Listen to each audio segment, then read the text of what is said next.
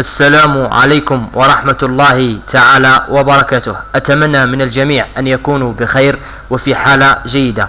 موضوعنا اليوم هو حجز مواعيد فيزا شنغن، يعني الخاصة بفرنسا على موقع فيا فاز جلوبال، أو حتى إسبانيا على موقع فيا لاس، أو حتى موعد فيزا البرتغال وألمانيا وكل فضاء شنغن.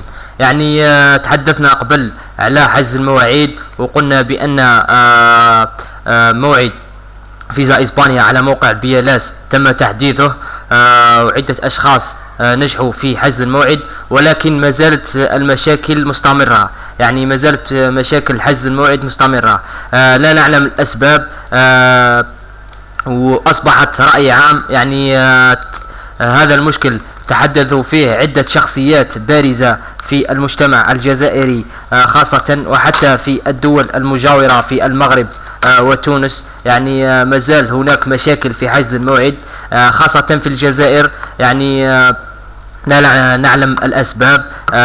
القنصلية هل هي متفاهمة ومتواطئة مع أشخاص الذين يبيعون المواعيد أكثر من 2 سنتيم؟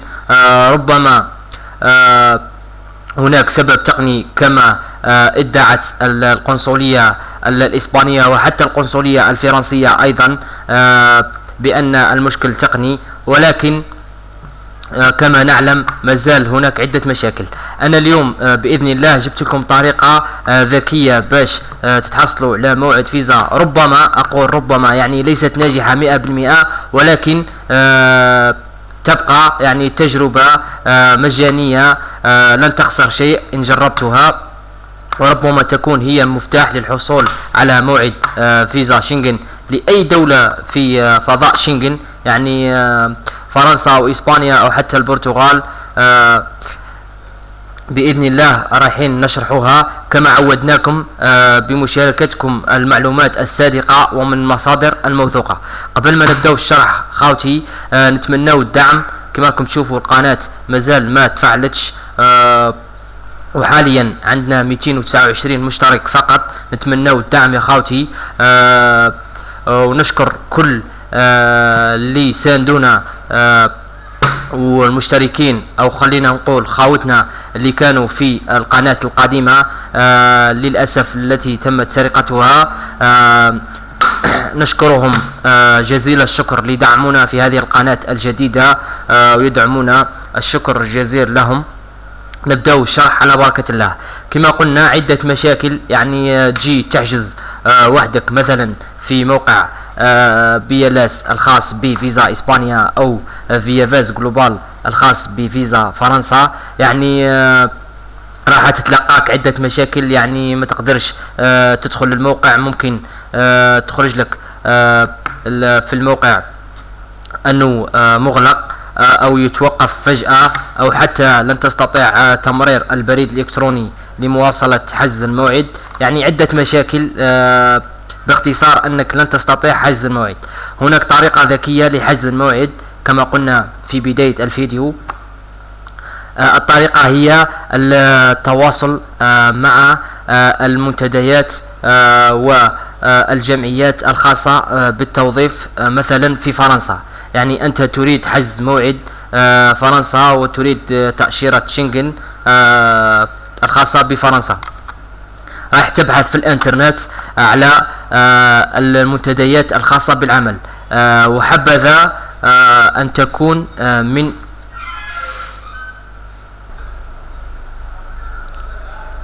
أقصد تكون لديها علاقة بالوظيفة التي تعمل بها. يعني مثلا أنت كموظف مثلا كأستاذ تدخل إلى المنتديات الخاصة بالأساتذة في فرنسا، يعني تطوير أو مثلا دورات تدريبية للأساتذة، أو طرق التعامل مع التلاميذ، يعني شيء مشابه لهذا. هناك عدة منتديات. في الفيديو القادم بإذن الله رايحين نحط لكم منتديات خاصة بفرنسا وإسبانيا، يعني منتديات خاصة بالوظائف. تقدر تحجز يعني مقابلة مع هذا المنتدى. يعني تقول لهم حاب نجي اني ان نطور من نفسي كموظف، يعني مثلا كأستاذ حاب ان نطور من نفسي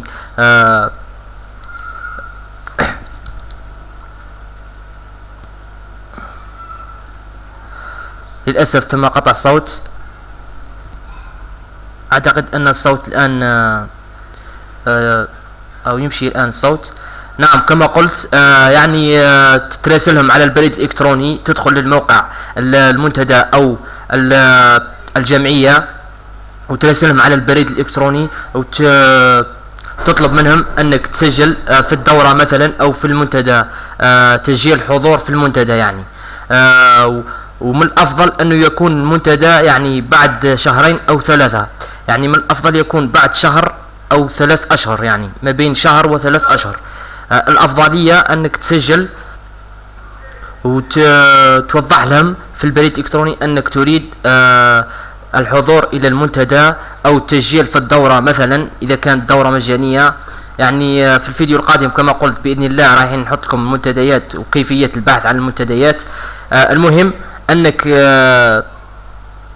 تستطيع او تنجح في التسجيل في الدورة او التسجيل في المنتدى، يعني تكون تحضر، يعني تطلب منهم حجز مبدئي لحضور المنتدى.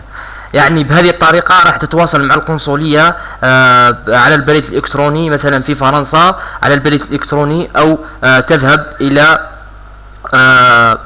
القنصلية وتطلب منهم أنه الأمر طارئ، يعني تريد حجز الموعد بأسرع وقت، يعني لديك منتدى أو لديك دورة ويجب عليك الحضور في أسرع وقت. هذه الطريقة ذكية جدا للحصول لأنها قانونية ولديك الحق لتطلب حجز موعد في أسرع وقت، يعني وأيضا تكون مفتاح للحصول على الفيزا، يعني 99% تكون لديك الأفضلية للحصول على الفيزا، خاصة أنك تكون موظف وكل أوراقك والملف سليم 100%. سوف تكون مفتاح. صدقوني هناك عدة أشخاص جربوا هذه الطريقة ونجحوا. هذه أفضل طريقة وأذكى طريقة للحصول على حجز موعد بأسرع وقت. يعني بدون يعني أتكلم عن التأشيرة السياحية، يعني التأشيرة الخاصة بالتأشيرة العلاجية، يعني لم أتكلم عن التأشيرة العلاجية بعد لأنني لا أمتلك معلومات. عندما أتكلم على موضوع قبل أن أتكلم عليه أكون متأكد ومتحري من المعلومات قبل مشاركتها معكم. يعني هذا هو الموضوع اليوم إخوتي.